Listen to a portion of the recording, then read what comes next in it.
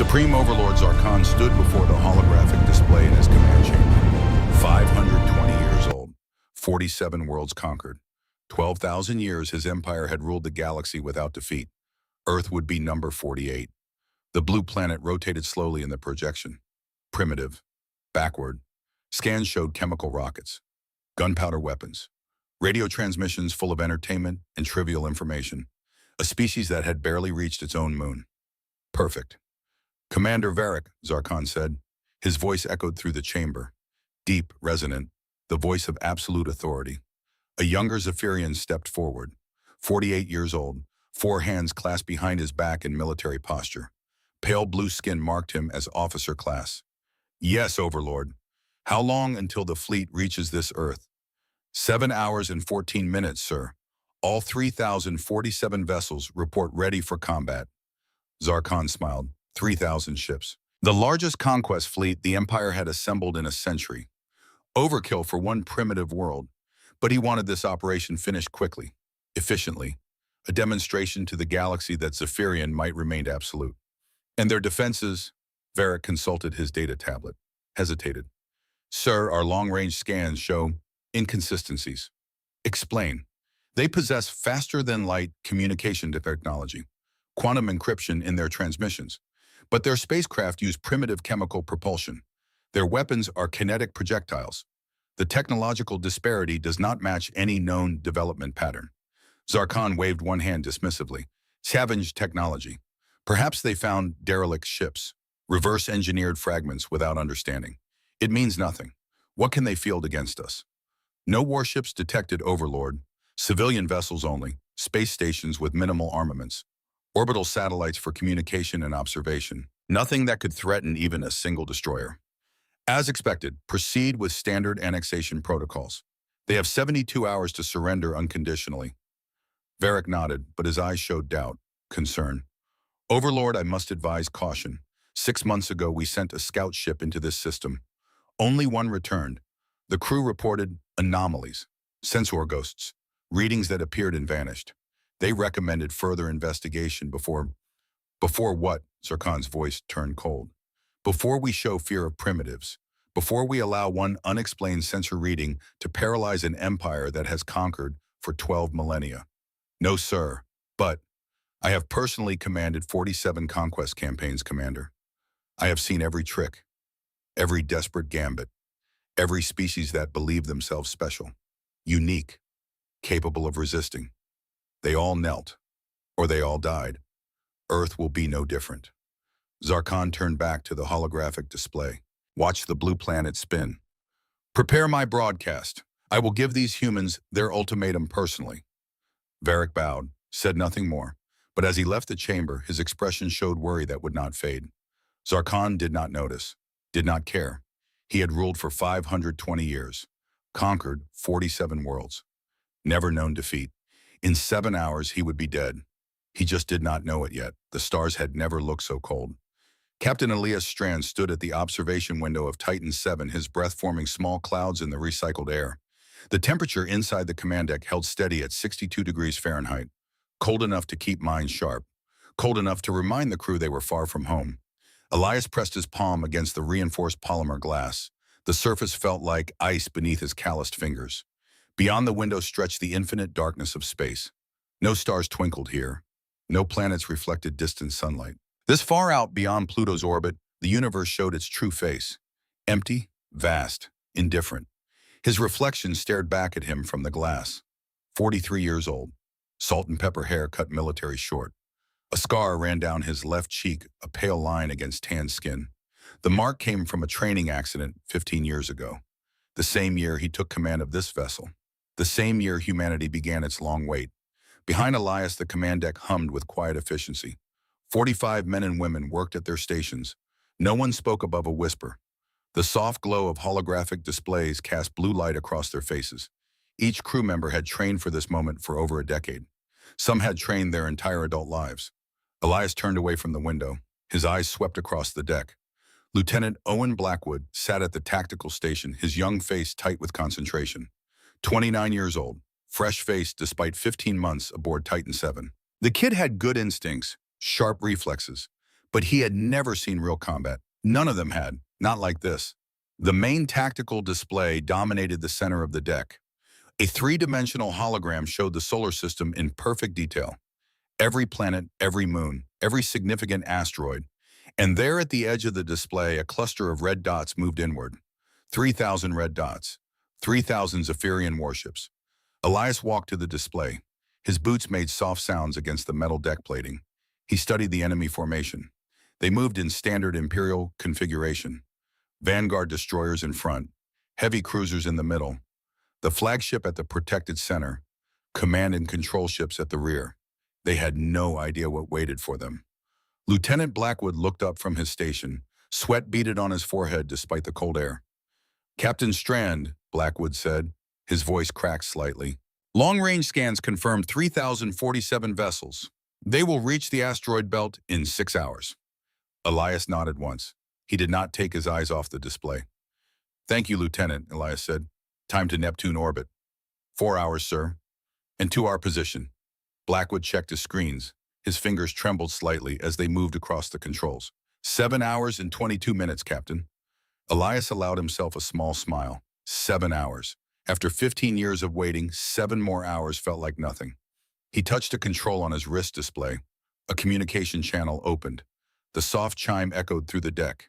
Every crew member stopped what they were doing. Every face turned toward their captain. "All hands," Elias said. His voice carried clearly through the ship's internal speakers. "This is Captain Strand. Protocol Omega is now in effect. This is not a drill. I repeat, this is not a drill. Battle stations in 6 hours. Department heads report readiness status within 30 minutes. He closed the channel. The deck erupted into controlled motion. Not panic, not chaos, just the smooth efficiency of trained professionals doing what they had practiced 10,000 times. Elias walked across the deck to the captain's chair. The seat had molded itself to his body over 15 years. He knew every worn spot in the leather, every scuff mark on the armrests. He sat down and felt the familiar weight of command settle on his shoulders. The weight felt good. His second-in-command, Commander Sarah Reeves, approached from the engineering station. 38 years old, dark hair pulled back in a regulation bun, eyes sharp as broken glass. She had served on Titan 7 for 12 years, longer than anyone except Elias himself. Captain Reeves said, "Engineering reports all systems nominal. Singularity reactor at standby power. We can bring it to full operational status in 45 minutes. "Good one," Elias said. "Weapons. Dr. Castellan is running final diagnostics now. She estimates 98% combat ready." Elias raised an eyebrow. 98. Reeves allowed herself a tight smile. "She says she would prefer 99, but the universe is not perfect." Elias felt some of the tension leave his shoulders. Dr. Lyra Castellan was the best weapons specialist humanity had ever produced. If she said 98%, the weapons would work when needed. "Tell Dr. Castellan I appreciate her honesty," Elias said, "and her perfectionism." Reeves nodded and returned to her station. Elias watched his crew work. They moved with purpose, with confidence. These men and women represented the best Earth had to offer, selected from billions, trained by the finest minds, prepared for a war they hoped would never come. But the war had come anyway. Elias closed his eyes. His mind drifted back across the years, not to the ancient past, just to the beginning, to the moment his life changed. 15 years ago, Elias Strand had been a navigator on commercial freighters. Good work, safe work, boring work. Then the call went out. Humanity needed crews for 12 ancient vessels, ships humanity had found drifting in space, ships built by a civilization that had died before humans learned to make fire. The architects. That was all Elias knew then. That humanity had discovered 12 ships of unimaginable power, that they needed people to operate them, that the selection process would be brutal. 98% of applicants washed out.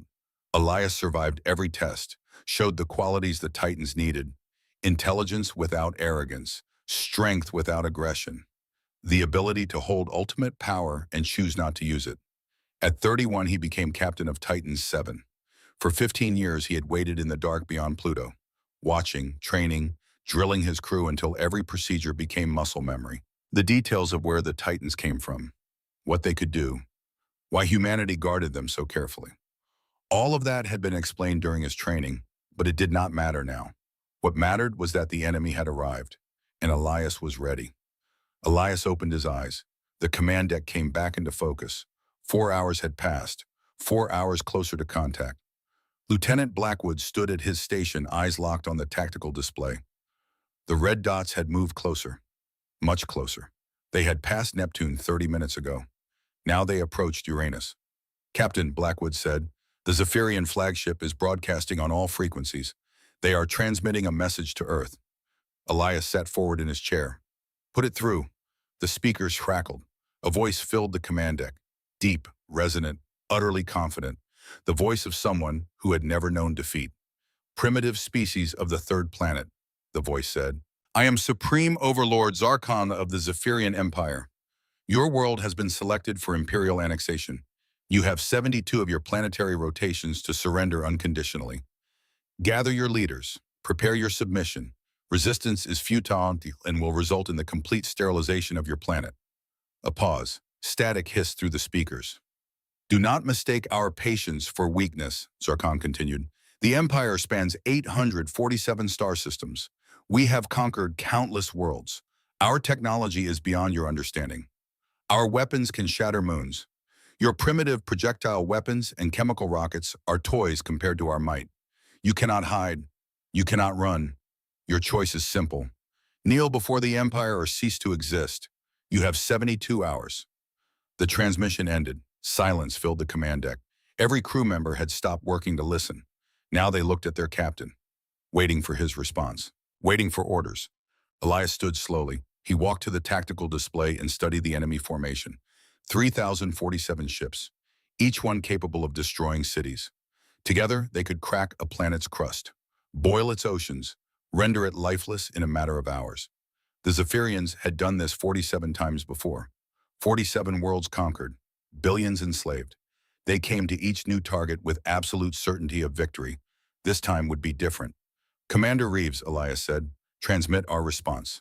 Reeves looked up from her station, surprise evident on her face. Sir, we are authorized to respond. Admiral Vance gave standing orders. Any communication from hostile forces receives one reply.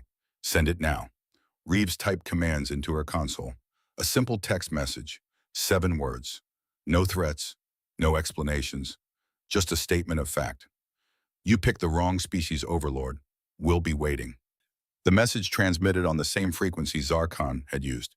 Tight beam, powerful enough to reach the Zephyrian flagship clearly. Elias imagined the alien commander's face when he received it. The confusion, the irritation, the slight doubt that would creep into even the most arrogant mind. Good. Let them wonder. 3 hours later, the Zephyrian fleet reached the asteroid belt. Elias watched on the tactical display as the enemy ships slowed. They were being cautious now. The response from Earth had made them nervous. Zarkon was having his sensor officers scan every rock, every piece of ice, looking for traps, looking for hidden weapons. They would not find them. The Titans were too well hidden. Their stealth systems bent light and energy around them like water around stones. To Zephyrian sensors, empty space remained empty. The command deck had gone to battle stations 2 hours ago. Every crew member wore full combat suits, helmets locked, weapons charged. The air tasted of recycled oxygen and adrenaline. Dr. Lyra Castellan arrived on the deck from the weapons bay. 59 years old, gray hair cut short, eyes that had seen too much and remembered all of it. She moved with the careful precision of someone whose joints ached, but whose mind remained sharp as broken glass. Captain Strand, Dr. Castellan said, all weapon systems are now online. I am happy to report we have achieved 99.2% combat readiness. Elias smiled. What changed, Doctor?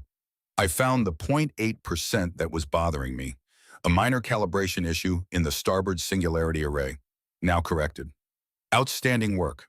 Dr. Castellan nodded once and took her station at the weapons console. Her fingers moved across the controls with the confidence of someone who had designed half the systems herself. She had spent 40 years studying weapons technology. She understood the Titans better than anyone alive. If she said the weapons would work, they would work. Elias checked his wrist display. All departments reported ready. Engineering, navigation, weapons, medical, communications, every system green, every person at their post. He opened a channel to Command Station Omega. The station orbited Saturn, hidden among the moons and ring particles. Admiral Thaddeus Vance commanded from there, coordinating all 12 Titans. watching the entire solar system. The Admiral's face appeared on Elias's display. 67 years old. White hair, steel blue eyes that had seen 6 decades of military service. Deep lines creased his face. Scars marked his hands. The weight of command had bent his shoulders slightly, but his spine remained straight. His voice remained steady. Captain Strand, Admiral Vance said, the Zephyrian fleet has entered the kill zone. All Titans report ready. You have operational authority. Execute at your discretion. Understood, Admiral, Elias said. Titan 7 will engage in 45 minutes. Good hunting, Captain. Show them what patience looks like. The channel closed. Elias looked around his command deck one final time. These 45 people had become his family over 15 years. He knew their stories, their hopes, their fears. Lieutenant Blackwood wanted to be an architect when his service ended. Commander Reeves wrote poetry in her spare time. Dr. Castellan had 3 grandchildren she had not seen in a decade. They had all sacrificed normal lives for this moment. He would not waste their sacrifice. All hands, Elias said. His voice carried through every corridor of Titan 7. In 30 minutes, we will drop our stealth field. The Zephyrians will see us. They will attack. And we will show them why humanity spent 140 years preparing for this day. We do not fight for glory. We do not fight for conquest. We fight because they brought war to our home. And we will teach them what it means to threaten Earth. He paused. Every crew member listened. Every face showed determination. We are the guardians, Elias continued. We are the ones who waited in the dark so others could live in the light. Today our watch ends. Today we fulfill the promise we made 15 years ago. All stations report final readiness. One by one the department heads called in. Engineering ready? Navigation ready? Weapons ready? Medical ready?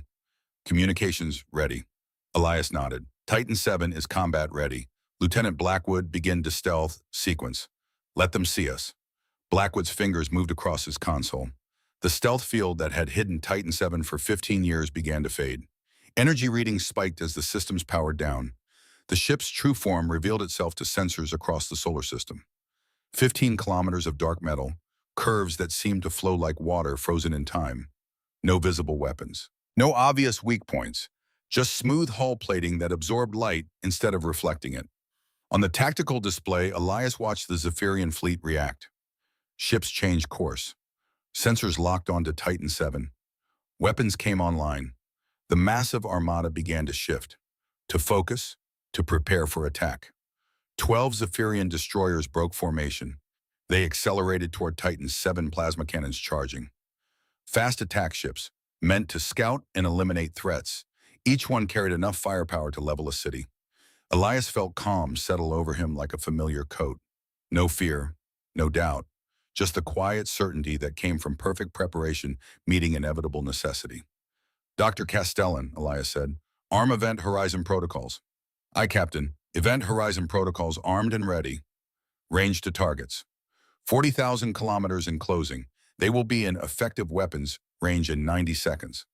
Elias watched the destroyers approach. Behind them, the main Zephyrian fleet held position, waiting to see how their vanguard performed, confident that 12 destroyers would be more than enough to handle one mysterious ship.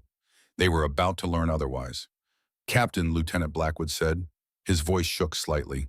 Sir, they have 3,000 ships. We are one. Oh, should we not wait for the other Titans? Elias turned to look at the young officer. Blackwood's face showed fear, but also trust, faith in his captain, belief that Elias knew what he was doing. Lieutenant, Elias said, how long have you served on Titan 7? 15 months, sir. In that time have I ever lied to you? No, Captain. Then trust me now, one Titan is enough. Blackwood swallowed hard, then nodded. Yes, sir. Elias returned his attention to the tactical display. The destroyers had closed to 20,000 kilometers. He could see them clearly now on the long-range visual scanners. Sleek ships, beautiful in their way. Each one represented centuries of engineering, of refinement, of victory after victory. They would all be dead in 3 seconds. Dr. Castellan, Elias said, fire when ready. The weapons officer's fingers moved with practiced grace. She did not hesitate, did not question. 40 years of preparation led to this moment. Firing now, Dr. Castellan said. Nothing visible happened, no missiles launched, no beams of light stabbed through space. The weapons the architects created did not work like conventional arms. They manipulated reality itself. On the tactical display, space around the 12 destroyers began to fold, to compress. Gravity increased exponentially in a sphere 10 kilometers across. The fabric of space-time curved inward, tighter, tighter, creating an artificial singularity, a black hole. The destroyers had no time to react, no time to evade, no time even to realize they were dying. Space compressed to a point smaller than an atom. Everything within 10 kilometers went with it. Metal, flesh, energy, all crushed into infinite density. 3,840 Zephyrians ceased to exist. The singularity evaporated as quickly as it formed. Controlled, precise, leaving nothing behind, not even debris. The whole process took 3 seconds. Elias checked the chronometer on his display. 3.1 seconds to be exact. Dr. Castellan's targeting had been perfect. Not one wasted fraction of time. On the tactical display, the main Zephyrian fleet reacted with shock. Ships scattered. Formations broke.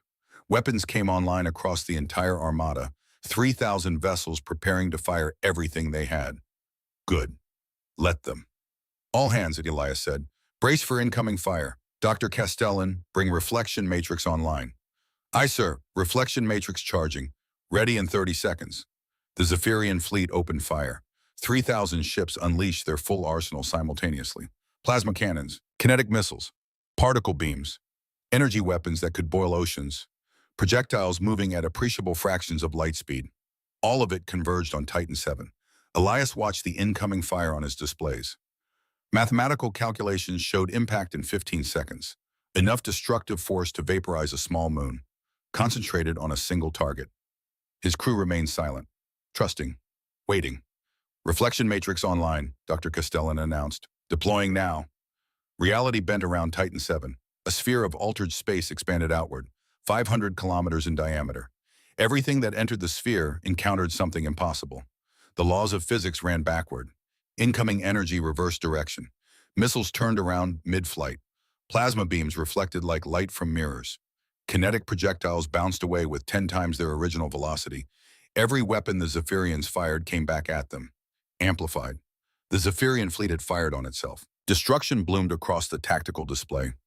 Ships exploded as their own weapons struck them. Shields designed to deflect enemy fire offered no protection against familiar energy signatures.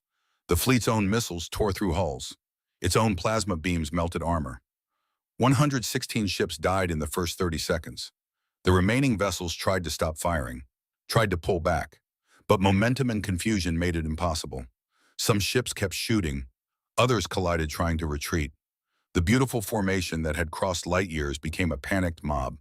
Titan 7 sat at the center of the chaos, untouched, unmoved. The reflection matrix maintained perfect stability. Every incoming shot became a returning death sentence. Elias checked his chronometer again. 2 minutes. 116 Zephyrian warships destroyed. 294,100 casualties. All from a single defensive protocol. He felt no joy, no satisfaction. Only the grim certainty that this was necessary. The Zephyrians had brought war, had threatened Earth, had promised annihilation. Now they learned the cost of their arrogance. Cease fire, Elias said quietly. Dr. Castellan, drop reflection matrix. Let them retreat. The sphere of altered space collapsed. Titan 7 returned to normal space. The surviving Zephyrian ships scattered like frightened birds. Engines burned at emergency power. Ships fled in every direction. No formation, no discipline, just blind panic. 11 vessels survived. 11 ships out of 3,047. Elias opened a channel to Admiral Vance. Command station, this is Titan 7. Mission complete. Enemy fleet neutralized. 11 survivors retreating at maximum speed. Admiral Vance's face appeared on the display. The old man's expression showed no surprise, no shock, just weary satisfaction. Well done, Captain Strand, Vance said. 127 seconds. That might be a record. That might be... Thank you, Admiral. What are your orders? Let them run. Let them report what happened here. The galaxy needs to know what happens when you threaten Earth. Elias nodded. Understood, sir. Titan 7, standing down to ready status. Negative, Captain. We are moving to Phase 2. All Titans are decloaking across Zephyrian space. It is time to free 847 star systems. Elias felt his breath catch. Phase 2, the plan they had drilled for 100 times but never expected to execute. Admiral, Elias said, confirm order. We are proceeding to full disclosure. Confirmed, Captain. 140 years of hiding are over. The galaxy will know we exist, and they will know we fight for freedom, not conquest. Transmit the liberation broadcast. Every enslaved world, every oppressed species. Tell them the age of empires is over. The channel closed. Elias turned to his crew. They had heard every word. They knew what came next. Commander Reeves, Elias said, prepare the liberation broadcast. Transmit on all frequencies, every language, every world under Zephyrian control. Aye, sir, Reeves said, transmitting now. The message went out across 847 star systems. Simple words that would change the galaxy forever. People of the Zephyrian Empire, your masters have fallen, your chains are broken. You are free. On the command deck of Titan 7, Captain Elias Strand watched the tactical display as 11 Zephyrian ships fled toward their home system, running to report the impossible, running to warn their people that everything had changed. He had waited 15 years for this moment, 127 seconds to end it. Now came the harder part, building peace from the ashes of war, teaching the galaxy that strength without wisdom led only to ruin. The work had just begun. The 11 surviving Zephyrian ships fled through the darkness like wounded animals. Their engines burned white hot. Emergency repairs continued on every deck. Casualty reports flooded communication channels. The wounded cried out in pain. The dying said their final prayers. Commander Varric stood on the bridge of the destroyer Eternal Vigilance. His 4 hands gripped the railing before him. His pale blue skin had turned darker with stress. Around him, his crew worked in shocked silence. They had watched their fleet die, watched 3,000 ships become debris in 127 seconds. Impossible. The word echoed through Varric's mind like a prayer. Impossible. Yet he had witnessed it. His instruments had recorded every moment. The human ship appearing from nowhere. The singularity that devoured 12 destroyers. The impossible reflection that turned their own weapons against them. One ship, one human ship had destroyed an armada. Supreme Overlord Zarkon's flagship limped ahead of the other survivors. The massive vessel's hull showed scorch marks from its own weapons. Entire sections had been torn open. Atmosphere vented into space through a dozen breaches. The flagship's mighty engines struggled to maintain speed. Varric had tried to contact Zarkon 3 times. No response. The Overlord's communication channels remained closed, sealed, as if Zarkon could not bear to speak, could not face what had happened. 48 years old, Varric had served the Empire his entire adult life. He had been part of 12 conquest campaigns. He had seen worlds burn, had watched populations surrender, had stood on the bridges of victorious ships as celebrations echoed through the corridors. He had never seen defeat, not like this. His second officer approached, a young Zephyrian named Telric, barely 30 years old, his first deep space assignment. The young officer's hands shook as he held a data tablet. Commander Varric, Telric said, his voice cracked. Sir, I have final casualty counts. Varric did not want to hear the numbers, did not want to know how many had died because of arrogance, because Zarkon refused to listen to warnings, because the Empire believed itself invincible. But command required knowing, required facing the truth. Report, Varric said. Telric looked at his tablet. His eyes were wet. 294,100 confirmed dead, sir. 4,350 survivors across 11 ships. We lost 99.86% of the fleet. The number hit Varric like a physical blow. Nearly 300,000 Zephyrians. Gone. Erased in less time than it took to drink a cup of tea. What about the Overlord? Varric asked. Has he responded to hails? Negative, sir. His flagship's communication systems are severely damaged. We are receiving automated distress signals, but no direct contact. Varric nodded slowly. He made a decision he had never imagined making. Telric signaled the other surviving ships. I am assuming fleet command. We maintain course for Zephyr Prime, maximum speed, no deviations, and we prepare a full report for the High Council. Yes, sir. Commander, there is one more thing. What? Telric looked even more uncomfortable. We are detecting new contacts throughout Imperial space. Ships appearing from stealth, hundreds of them, all matching the energy signature of the vessel that destroyed our fleet. Varric felt his blood turn cold. How many? 11 confirmed so far, sir. 1 near each of our major colony worlds. They appeared simultaneously 7 minutes ago. 11 more human ships, positioned at the heart of the Empire, ready to do to Zephyrian worlds what they had done to the fleet. The message was clear: surrender or die.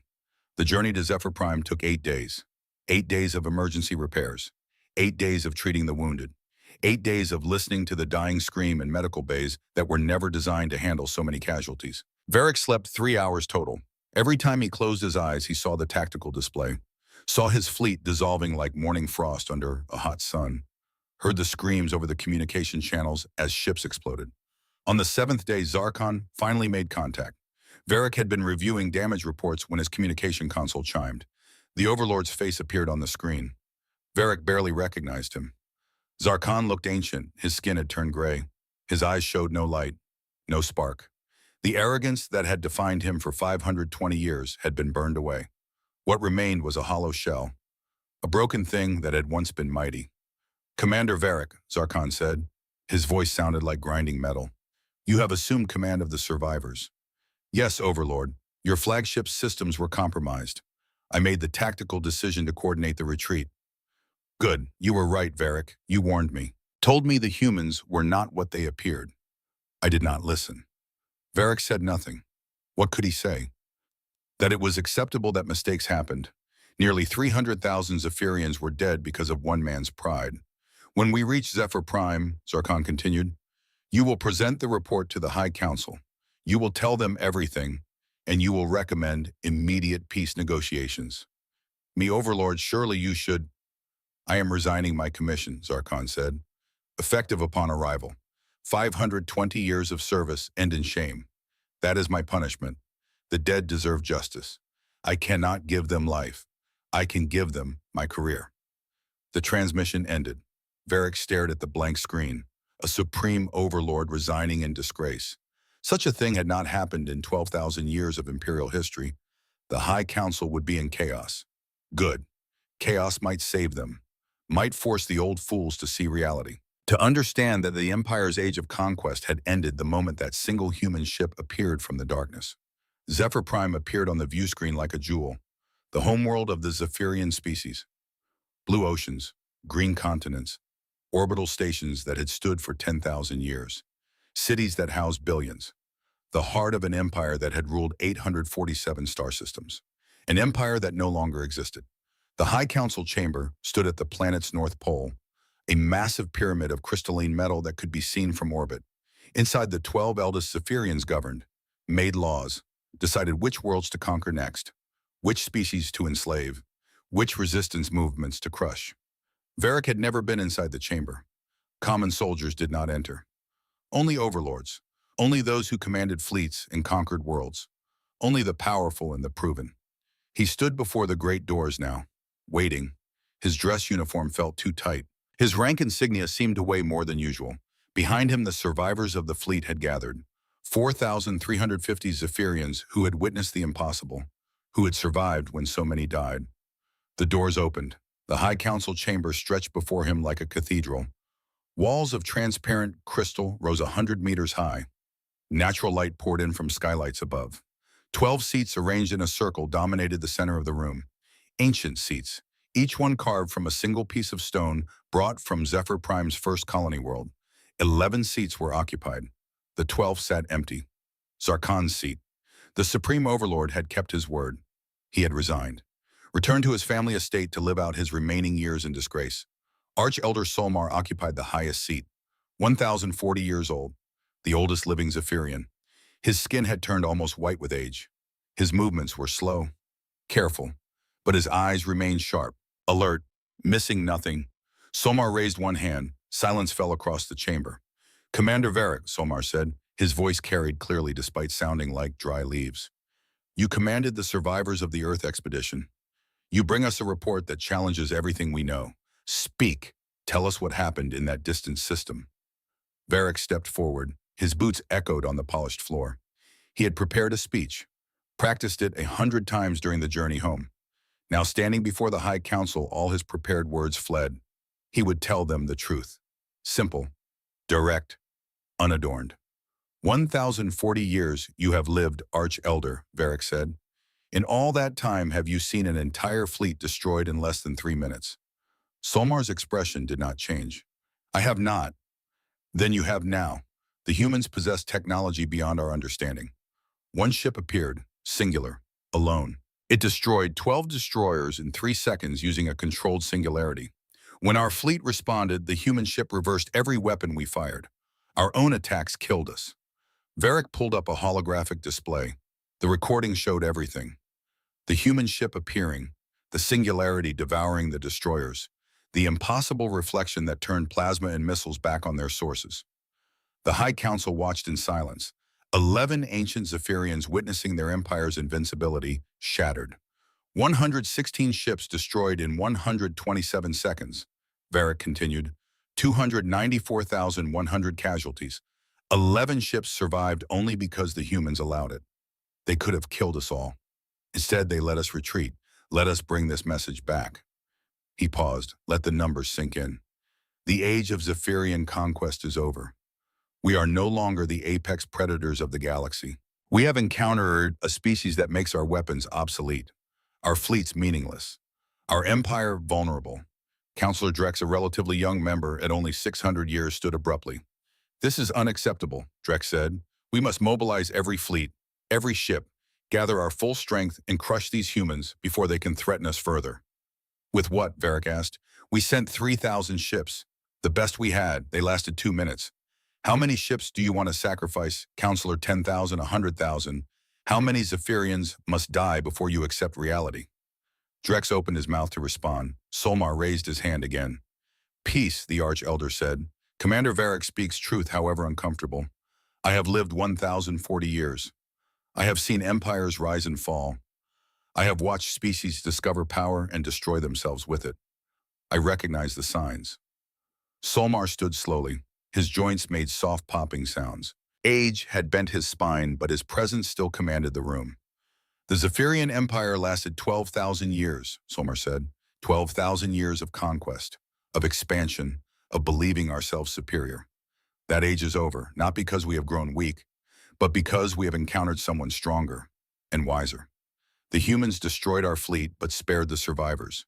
They could rule the galaxy through force. Instead, they offer freedom to our subject worlds. You suggest we simply accept this, Drex demanded. Surrender without resistance. I suggest we do what the wisest civilizations do when they encounter superior power. We learn from it. We adapt. We survive. The debate raged for 6 hours. Counselors argued, shouted, pounded their fists on ancient stone seats. Some wanted war, total mobilization, a glorious last stand even if it meant extinction. Others wanted immediate surrender, complete capitulation before the humans destroyed Zephyr Prime itself. Solmar called for a vote at sunset. The question, does the Zephyrian Empire seek peace negotiations with humanity? 8 counselors voted yes, 4 voted no. The motion passed. Varric felt tension drain from his shoulders. They had chosen survival over pride, wisdom over arrogance. It was a beginning. While the Zephyrian High Council debated, the rest of the galaxy made its own choices. The Corax hegemony chose violence. Commander Varric learned about it 3 days after the council vote. Intelligence reports flooded in from across former Imperial space. Some species celebrated their freedom. Others descended into chaos. A few tried to claim power for themselves. The Corax were particularly aggressive. They had been among the first species the Zephyrians conquered. 6,000 years of slavery, of having their resources stolen, their culture suppressed, their children taken for labor camps. The Corax remembered every injustice, nursed every grievance. When the liberation broadcast arrived, the Corax did not celebrate. They prepared for war. A human ship designated Titan III orbited their homeworld. The Corax High Command saw it not as a protector, but as a new oppressor. They assumed humanity would replace the Zephyrians, trade one master for another. The galaxy did not know freedom, only different flavors of slavery. The Corax fleet, 300 warships strong, attacked Titan III. The battle lasted 22 seconds. Varric watched the recording 3 times, trying to understand, trying to find the moment where the Corax could have chosen differently, where they could have asked questions instead of firing weapons. The moment did not exist. The Corax attacked with everything they had. Particle beams, nuclear missiles, kinetic impactors moving at 80% light speed, weapons they had built in secret over centuries, weapons they had hidden from Zephyrian inspectors, weapons they had saved for a day of liberation. Titan III responded the same way Titan VII had. Space folded, reality bent. The Korax fleet died screaming. All 300 ships, gone. 47,000 Korax who had dreamed of freedom, killed by their own desperate need for it. Varric felt sick. The same scenario played out across former Imperial space. Not everywhere, you hear, not even most places, but enough to establish a pattern. The Drell Syndicate tried sabotage, attempted to plant viruses in human communication networks. The humans detected the intrusion in milliseconds, shut down every Drell computer system as a warning. The Syndicate's economy collapsed within 6 weeks. The Synthetic Collective tried hacking, believed their artificial intelligence could outthink human security. The humans shut them down with a single transmitted code. Every synthetic went dormant simultaneously. They were revived 3 days later with a simple message. Try again, and the shutdown will be permanent. The Void Callers, a death cult that worshipped extinction, launched suicide ships at the Titan orbiting their world. The Titan destroyed every ship before they came within 1,000,000 kilometers, then broadcast medical aid frequencies, offered to help the Void Callers find purpose beyond death. The cult rejected the offer, declared holy war, sent every ship they had. The Titan obliged them. The Void Callers got the extinction they worshipped, but other species made different choices. The Voron traders opened negotiations immediately. They had been merchants before the Zephyrian conquest. Merchants they would be again. They offered to establish trade routes, to help distribute goods across former Imperial space, to build an economy based on exchange rather than theft.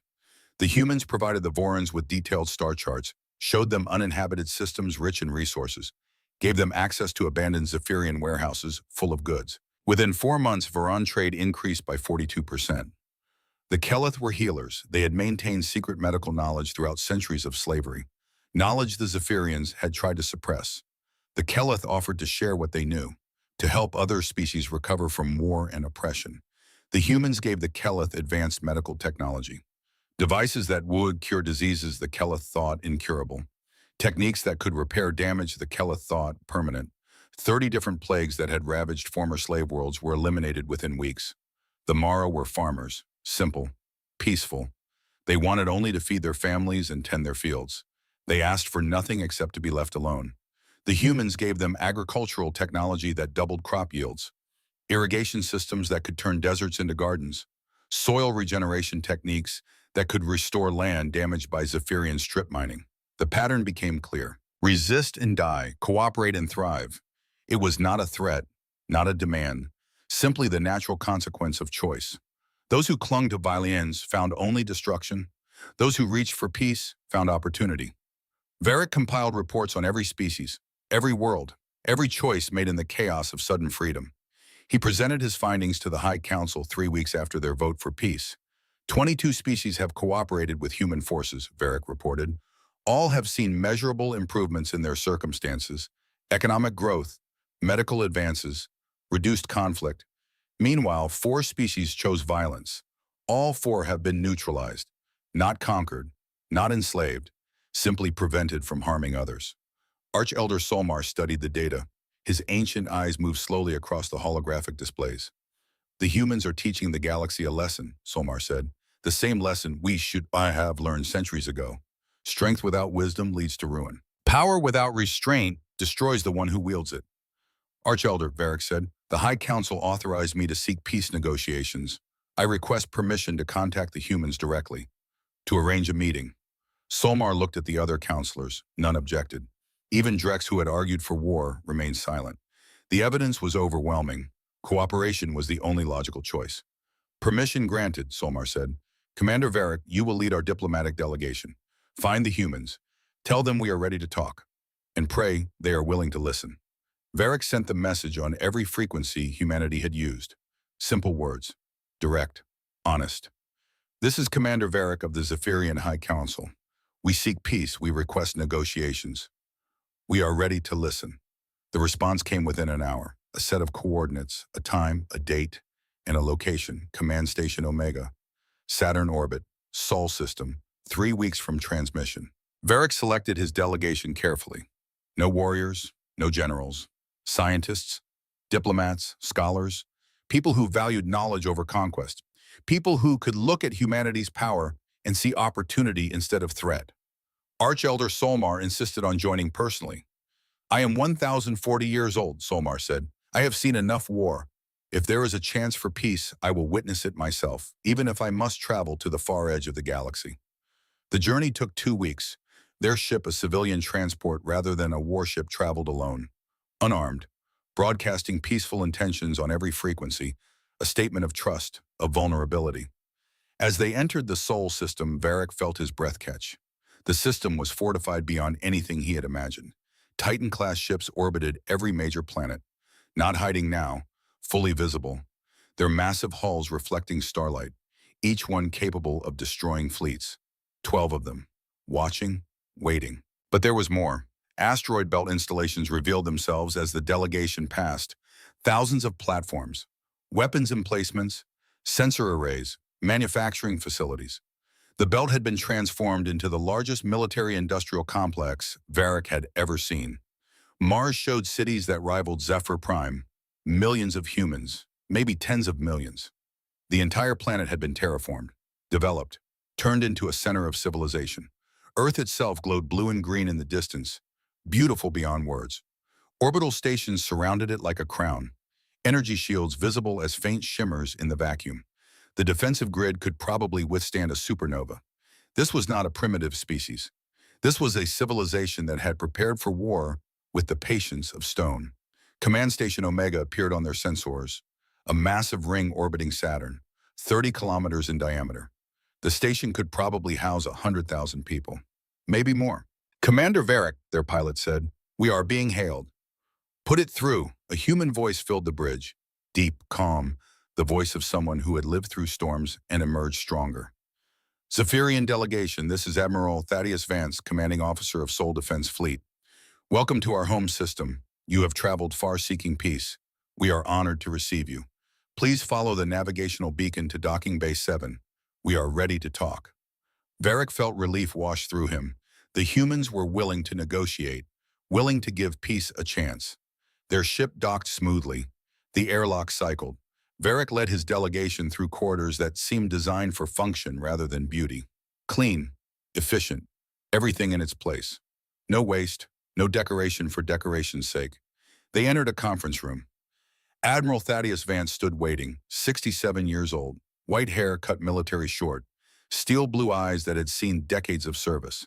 Deep lines marked his face, scars marked his hands. He wore a simple uniform, no medals, no decorations, just rank insignia and a name tag. Behind him stood two others, a younger man, 43 or 44, dark hair touched with gray, a scar down his left cheek. Captain Elias Strand Varric guessed, the man who had destroyed their fleet. The third was an older woman, late 50s, gray hair, sharp eyes behind thin glasses. Dr. Lyra Castellan, the weapons specialist whose targeting had been so precise. Varric stepped forward, bowed in the Zephyrian manner, showing respect, showing submission. Admiral Vance, Varric said, thank you for receiving us. I am Commander Varric. This is Arch-Elder Solmar, leader of our High Council. Vance returned the bow, equal depth, equal respect, not the bow of a conqueror to the conquered, the bow of one professional to another. Commander, Arch-Elder, please sit. We have much to discuss. They sat around a simple table, no guards visible, no weapons displayed, just 6 people in a room trying to prevent more death. Solmar spoke first. His ancient voice carried clearly. Admiral Vance, I have lived 1,040 years. I have seen civilizations rise and fall. I have watched empires conquer and collapse. I have never seen power like yours. We did not seek this power, Arch-Elder, Vance replied. We inherited it, and we spent 140 years debating what to do with it. 140 years, Varric could not hide his surprise. Captain Strand answered, Commander, may I ask how long your species debated before attacking Earth? Varric thought back. The decision to invade had been made at a single council session. 3 hours of discussion, maybe 4. Not long enough, Varric said quietly. Exactly, Strand said. We faced a choice. What to do with weapons powerful enough to conquer the galaxy. Some wanted to use them for that purpose. Others wanted to destroy them. We chose a third path. Keep them, master them, but use them only for defense. Never fire first, never initiate violence, but be ready to respond if war comes to our doorstep. And you waited, Solmar said, 140 years, preparing, training, hoping the weapons would never be needed. Yes, Vance said. Captain Strand spent 15 of those years in deep space far from family waiting for a war that might never come. Dr. Castellan spent 40 years studying weapons she prayed she would never use. Every person on those 12 ships sacrificed normal lives for duty. Vance leaned forward. And when your overlord issued his ultimatum, we were ready, not because we wanted war, but because we had prepared for peace through strength. Because we understood that the best way to avoid fighting is to be so prepared that no one dares attack. Varric felt the weight of those words. 140 years of preparation. Entire lifetimes spent waiting. While the Zephyrian Empire had rushed from conquest to conquest, never pausing, never learning, the humans had cultivated patience as a weapon. Admiral, Varric said, what happens now? You have the power to rule the galaxy, to do to us what we did to others. Why negotiate? Why show mercy? Vance stood, walked to a window, gestured for them to follow. They looked out at Saturn. The massive planet hung in space like a jewel. Its rings caught sunlight and scattered it into 1,000 colors. Because Vance said the strongest force in the universe is not the power to destroy. It is the choice not to use that power. Anyone can burn, anyone can kill. True strength comes from restraint, from mercy when you could show cruelty, from peace when you could wage war. He turned to face them. We do not want to rule you, we want to help you rebuild, to join the galactic community as equals, not as conquered subjects. But you must choose it, must want it, must commit to it. The age of empires is over. The age of cooperation begins now, if you will join us. Archelder Solmar closed his eyes. When he opened them, they were wet.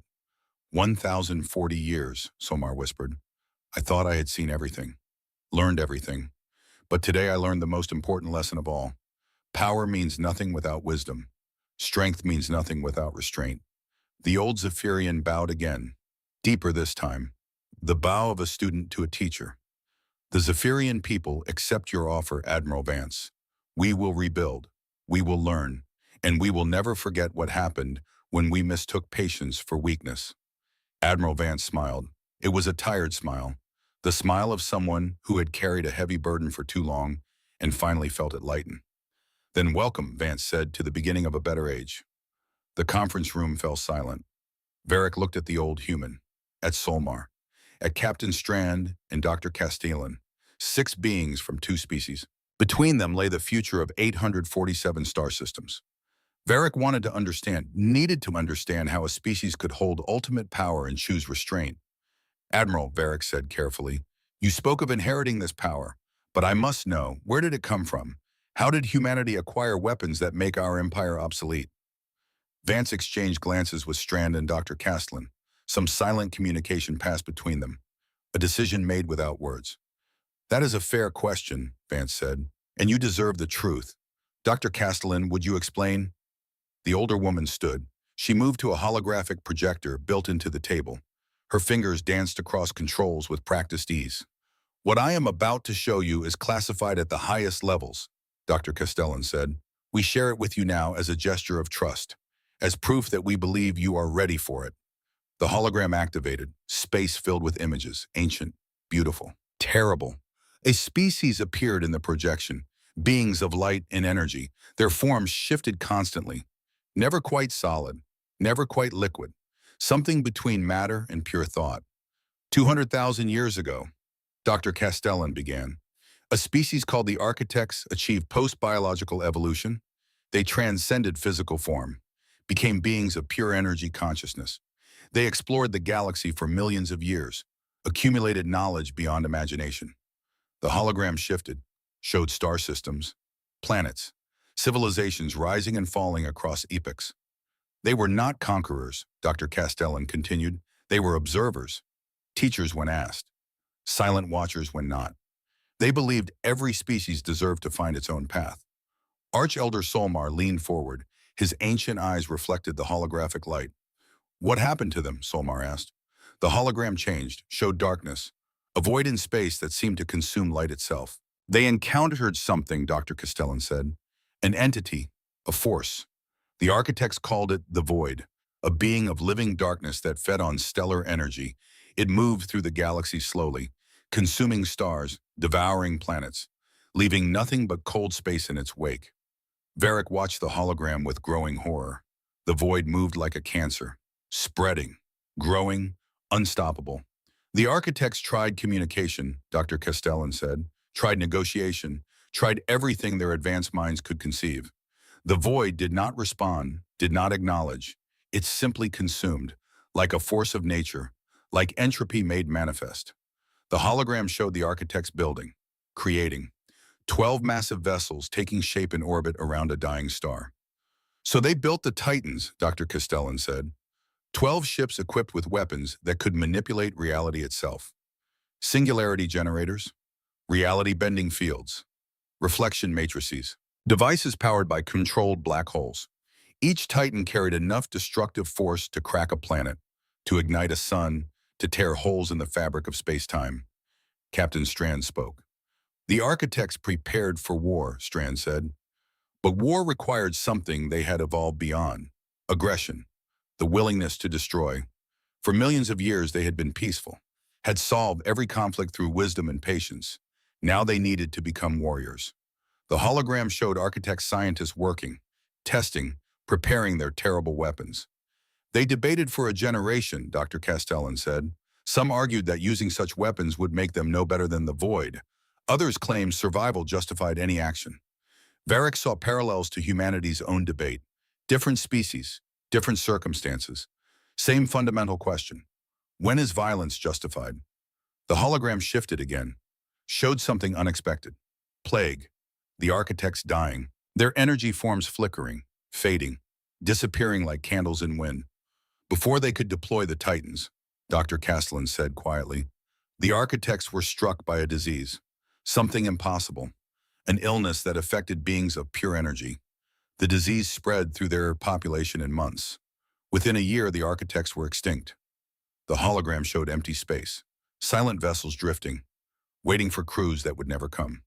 The void continued its path through the galaxy, Dr. Castellan said, but without the architects to pursue, the void changed course, moved toward the galactic edge, eventually left our galaxy entirely, as if it had been chasing them specifically.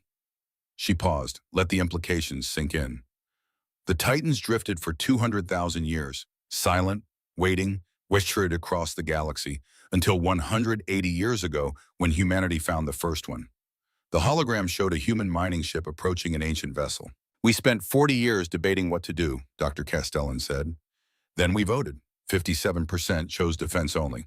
We spent 90 years finding the other 11 ships. Then 50 years learning to operate them. We trained crews. We waited. We hoped we would never need to use them. Admiral Vance stood.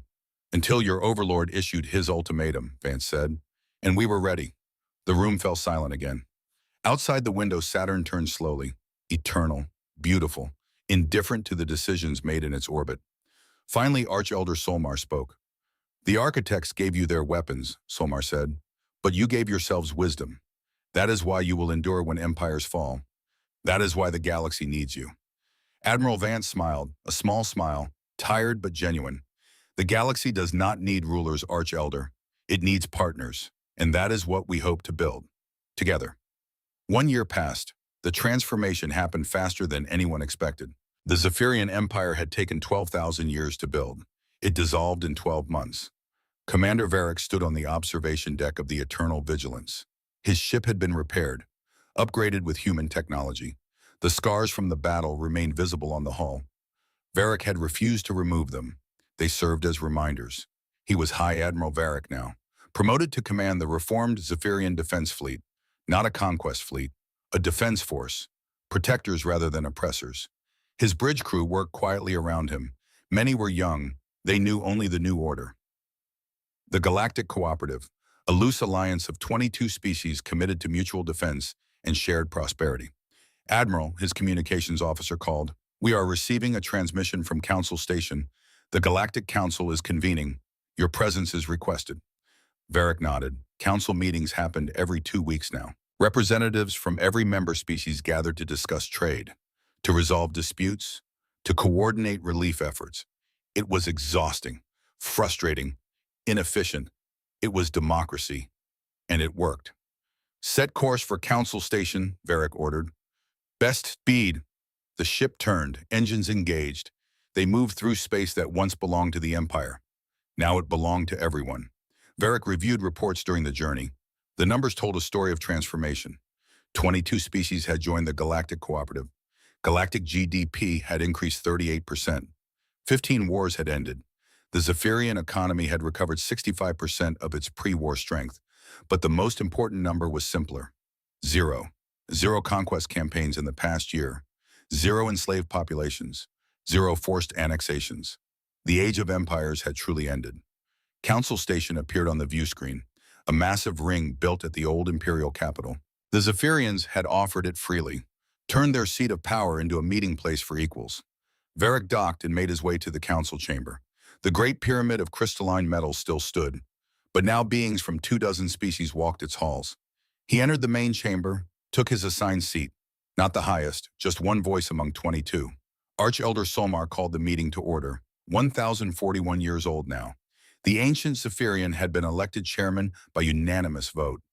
"Welcome," Solmar said. "The Galactic Council recognizes all members present. We have much to discuss. But first we have visitors." The doors opened. Admiral Thaddeus Vance entered, 68 years old now, white hair thinner, more lines creasing his weathered face. He moved carefully. Age had stiffened his joints, but his eyes remained clear. His spine remained straight. Behind him walked Captain Elias Strand, 44 years old, more gray in his dark hair. The scar on his cheek had faded slightly. The council chamber erupted in applause. Representatives from every species stood. These humans had freed them, protected them, taught them a better way. Vance raised a hand. The applause faded. "Thank you," Vance said, "but I am not here for honors. I am here to announce my retirement." Shocked murmurs rippled through the chamber. Varric felt surprise himself. Admiral Vance had become a symbol. His retirement marked the end of an era. "I am 68 years old," Vance continued. "I have served 47 years in uniform. It has been the honor of my life. But every generation must train the next. Captain Strand will assume command of the Sol Defense Fleet. He has earned it through 15 years of patient service, through perfect execution when the moment came, through wisdom and victory when cruelty would have been easier." Vance looked around the chamber. "The age of empires is over," Vance said. "But the age of cooperation has just begun. You will face challenges, disagreements, moments when violence seems easier than patience. In those moments, remember what brought you here. Remember what happens when power meets wisdom, and choose the harder path." He bowed, not to any species, not to any leader, to the idea they all represented. The applause returned, louder this time. Gratitude. Love even for a man who held ultimate power and chose to share it. Vance left the chamber, his duty complete.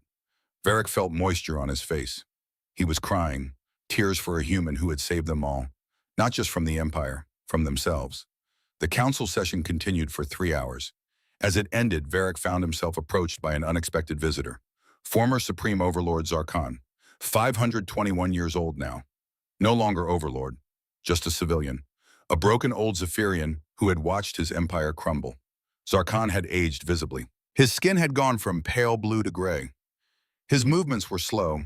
The arrogance that once defined him had been burned away, leaving only regret. "Hi, Admiral Varric," Zarkon said. His voice sounded like grinding stone. "May I speak with you?" Varric gestured to a quiet corner. "What can I do for you?" Varric asked. Zarkon looked at his hands, 4 hands that had signed conquest orders, that had condemned species to slavery. "I wish to travel to Earth," Zarkon said, "to see the world I tried to destroy, to meet the people I tried to enslave, and to apologize." Varric felt surprise. Former overlords did not apologize. "Why?" Varric asked. "Because 294,100 Zephyrians died because of my arrogance," Zarkon said. "Because I ignored warnings, dismissed caution, believed myself invincible. Their families deserve to see me humbled. The galaxy deserves to know that even the mighty can learn." Zarkon met Varric's eyes. "Will you take me to Earth, High Admiral?" Varric thought about it, about what Zarkon's presence might mean. But Admiral Vance had taught him something. Everyone deserves the chance to become better. "Yes," Varric said, "I will arrange it. But you must understand, Earth will not honor you. You will face their judgment, their anger, their grief." "I know," Zarkon said. "I deserve it, all of it." 3 weeks later, a delegation of 22 species departed for Earth. High Admiral Varric commanded the flagship, a civilian transport, unarmed. Representatives from every member of the Galactic Cooperative filled its corridors. Former Overlord Zarkon traveled in simple quarters. No honors, no privileges.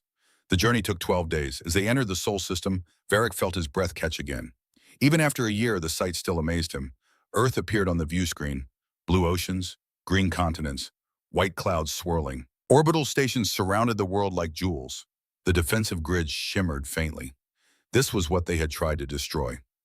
Admiral, his sensor officer reported, I am detecting the Titans, all 12 vessels.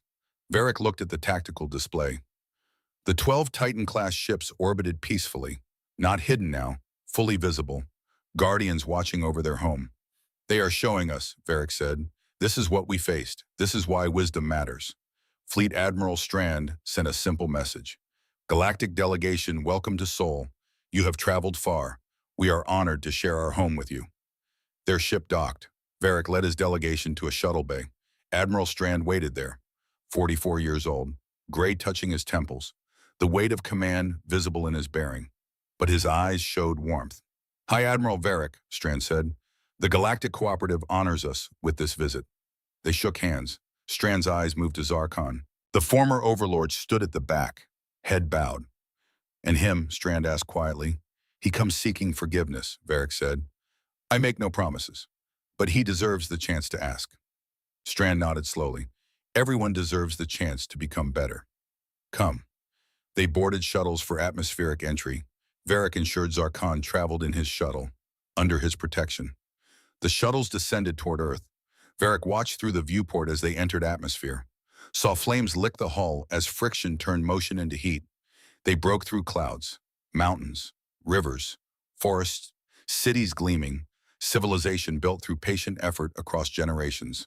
The shuttles landed at a spaceport. The delegation disembarked.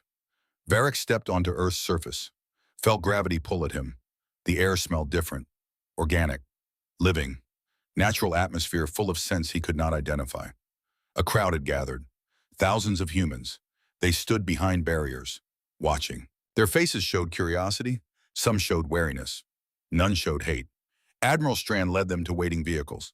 They moved slowly through streets. Humans watched from windows, from sidewalks. Zarkon sat in silence, watching, seeing what his arrogance had tried to destroy. They arrived at a memorial, a vast plaza of white stone.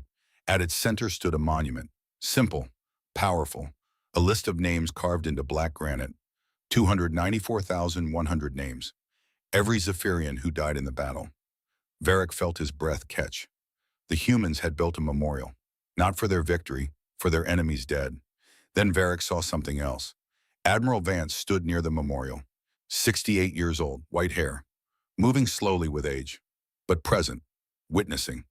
Admiral Strand spoke quietly to the assembled delegation. We honor all who fall to war, Strand said, even those who came as enemies. They died because their leaders made poor choices. But they were not the leaders. They were soldiers following orders, families missing them. They deserve to be remembered. Zarkon stepped forward, his legs trembled. He approached the memorial slowly, reached out one hand to touch the carved names. Then he fell to his knees.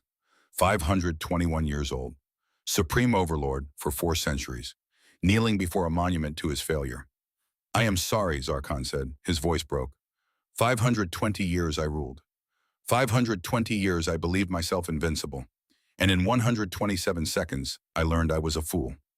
Tears ran down his gray face. 294,100 families lost someone because of me. Because I would not listen. I cannot give them life. All I can offer is acknowledgement, is shame, is the promise that I will spend my remaining years teaching others not to make my mistakes. He pressed his forehead to the monument, shoulders shaking with sobs. The crowd of humans watched in silence. Some faces showed anger, others showed pity. Most showed something more complicated. Admiral Strand knelt beside Zarkon, put a hand on the old Zephyrian's shoulder. Admiral Vance approached slowly, stood beside them both. The strongest force in the universe, Vance said quietly, is not the power to destroy. It is the choice not to use that power. You learned that lesson the hardest way, Overlord. Now teach it to others. That is your redemption. Zarkon looked up, at Strand, who had destroyed his fleet, at Vance, who had commanded it. at the humans who could have killed him, who chose mercy instead. Why do you forgive me? Zarkon asked. Because, Strand said, everyone deserves the chance to become better. Even supreme overlords. Even those who brought war to our doorstep. You chose to learn. That choice matters more than your past mistakes. Strand helped Zarkon to his feet. The former overlord stood unsteadily, supported by his former enemies. Admiral Vance gestured to Arch-Elder Solmar. The ancient Zephyrian approached. Varric joined them. Vance reached into his uniform, pulled out something wrapped in cloth. Arch-Elder Solmar. High Admiral Varric, Vance said. I want you to have this. He unwrapped the cloth, revealed a book. Old, leather-bound, pages yellowed with age. This belonged to Captain Maria Torres, Vance said, the woman who discovered the first Titan 180 years ago, her personal journal. He opened to a marked page, read aloud. We have found weapons that could make us gods or monsters. The choice is ours. I pray we have the wisdom to choose correctly. I pray we build a future where strength serves peace. I pray that 100 years from now, 200 years from now, someone will read these words and know we made the right choice. Vance closed the book, handed it to Solmar. Captain Torres's prayer was answered, Vance said. We made the right choice, and now together with you and 21 other species, we continue making that choice every day. Solmar accepted the book with trembling hands. Thank you, Admiral. This will be placed in the galactic archives, so that all species can understand the moment humanity chose wisdom over power.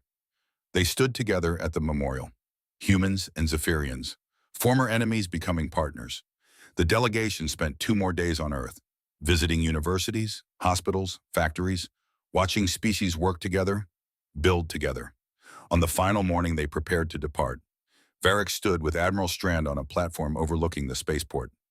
Admiral, Varric said, may I ask you one final question? Of course. In 127 seconds, you could have killed us all. You chose to let 11 ships escape. Why? Strand was quiet for a moment. Because, High Admiral, the strongest force in the universe is not the power to destroy. It is the choice not to use that power. Anyone can kill. True strength comes from restraint, from seeing your enemy as a being capable of learning, of changing. He paused. 140 years we prepared for war. 127 seconds to fight it. And every day since we have worked to build peace. That is the measure of strength. Not the speed of victory, but the patience to turn enemies into allies. Varric felt those words settle into his heart. Thank you, Admiral, for everything you have taught us. Safe travels, High Admiral, and may wisdom guide the galaxy to a better future. The delegation's ships lifted from Earth, climbed through atmosphere into orbit. As they prepared to leave the Sol system, Varric looked back one final time. Earth hung in space like a blue jewel. The 12 Titans remained on station.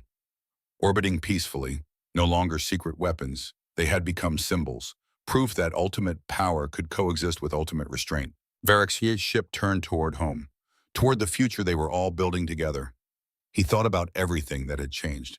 The empire that fell in 127 seconds. The civilization that rose in 12 months. The 22 species learning to cooperate. It was not perfect. Disagreements still arose. But now they resolved conflicts through words instead of weapons. That was the gift humanity had given them. Not technology, not weapons, but the wisdom to know when strength meant choosing peace. High Admiral Varric looked out at the stars. Infinite, eternal. Those small beings traveling between them were not indifferent to each other. Not anymore. They had learned. They had changed. They had chosen to be better. And that choice made all the difference. On Earth, retired Fleet Admiral Thaddeus Vance sat at his desk. 68 years old, white hair thin, hands marked with age. But his mind remained sharp. He was writing, recording his memories. The lessons learned over 47 years. Future generations would need guidance. His words might help them choose wisely.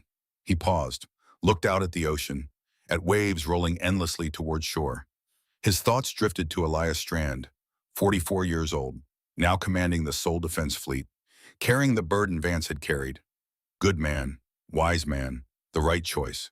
Vance returned to his writing, one final passage. To whoever reads these words in the years to come, remember this: power is not measured by the size of your fleet, not by the strength of your weapons. True power is measured by the choices you make when you hold ultimate force, by your restraint when you could destroy, By your mercy when you could take revenge. 140 years we prepared. 127 seconds we fought. Every day since we have built peace. That is the legacy I hope to leave. Not victory, but wisdom. Not conquest, but cooperation. Not fear, but hope. And never forget that the strongest force in the universe is the choice not to use the power you possess. He signed his name. Thaddeus Vance, Fleet Admiral. Retired. Then he closed the journal. Outside, children played. Human children, Zephyrian children, Keleth children, Voran children. 24 species learning together, building the future together. Vance smiled. They had done it. Against all odds. Against history's lessons. Humanity had chosen wisdom over strength, restraint over revenge, peace over power. And the galaxy was better for it. He stood slowly, walked to the window, looked up at the sky where stars would soon appear. Somewhere out there, 12 Titans orbited Earth, guardians watching over home, symbols of what humanity had become. Not conquerors, not empire builders, protectors, teachers, partners, proof that true power meant knowing when not to use it at all. Admiral Thaddeus Vance allowed himself one final smile. The work was done.